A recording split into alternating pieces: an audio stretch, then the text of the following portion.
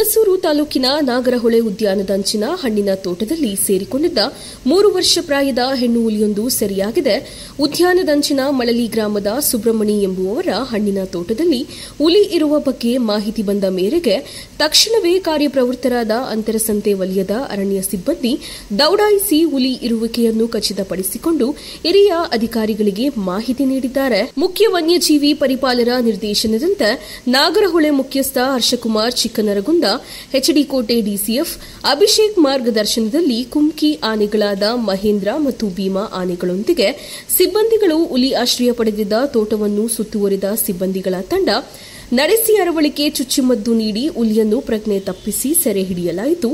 ನಿನ್ನೆಯಷ್ಟೇ ಗಂಡು ಹುಲಿಯನ್ನು ಬಾಳೆ ತೋಟದಲ್ಲಿ ಸೆರೆ ಹಿಡಿದು ಬನ್ನೇರುಘಟ್ಟ ಅರಣ್ಯ ಪ್ರದೇಶಕ್ಕೆ ಬಿಟ್ಟಿದ್ದನ್ನು ಸ್ಮರಿಸಬಹುದು. ಸೆರೆ ಸಿಕ್ಕ ಹುಲಿಯ ಆರೋಗ್ಯ ತಪಾಸಣೆ ನಡೆಸಿ ಮುಖ್ಯ ವನ್ಯಜೀವಿ ಪರಿಪಾಲಕರ ನಿರ್ದೇಶನದಂತೆ ಮತ್ತೆ ಅರಣ್ಯಕ್ಕೆ ಸೇರಿಸಲಾಯಿತೆಂದು ನಾಗರಹೊಳೆ ಹುಲಿ ಯೋಜನೆ ನಿರ್ದೇಶಕ ಹರ್ಷಕುಮಾರ್ ಚಿಕ್ಕನರಗುಂದ ತಿಳಿಸಿದ್ದಾರೆ.